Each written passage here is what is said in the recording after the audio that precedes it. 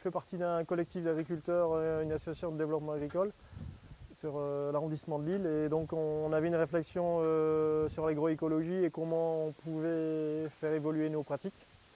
Surtout qu'on est dans un secteur très périurbanisé. On croise régulièrement les riverains, les consommateurs, on est en vente directe.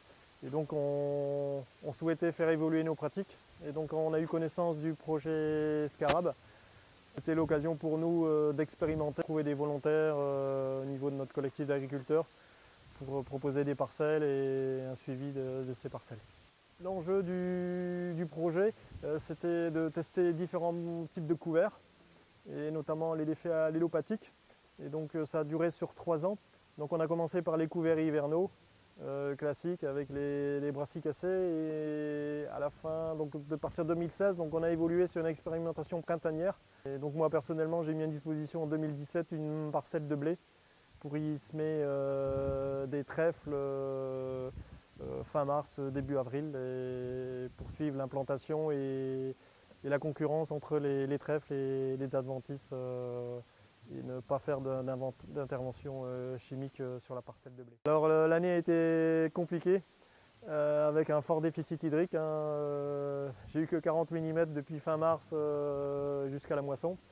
Et donc ça n'a pas permis une levée homogène, surtout il s'agissait d'un semis à la volée, et donc qui est déjà aléatoire au départ, et donc le déficit d'eau n'a pas permis une levée suffisante, et donc les adventices ont gagné la compétition et ont repris le dessus. Mais ça reste une expérience enrichissante, et ça m'a donné l'occasion de tester du matériel alternatif. Jamais goûté à une herséterie par exemple.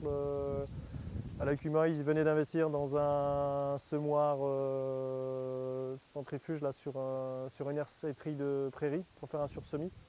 Donc au départ c'était prévu pour des prairies, et donc j'ai fait le choix de l'expérimenter ici sur le blé. J'avais rien sur l'exploitation en propre, et donc à travers justement, comme c'était un projet partenarial et notamment la CUMA régionale était engagée dans le projet, donc ça a facilité l'accès au matériel dont on avait besoin pour l'expérimentation. Donc le matériel a un peu voyagé, mais ça m'a permis de goûter, et aujourd'hui d'être motivé à faire une demande d'acquisition à ma CUMA locale d'un matériel spécifique pour le désherbage mécanique. Je pense à l'herséterie de type treffeur. Du fait d'avoir goûté au matériel, d'avoir expérimenté sur mes sols, mes parcelles, ça me rend plus fort et plus sûr dans la demande d'acquisition, et de trouver au moins 3, j'espère davantage d'exploitations pour acquérir ce matériel en CUMA. Je suis depuis 2003 en agriculture conventionnelle.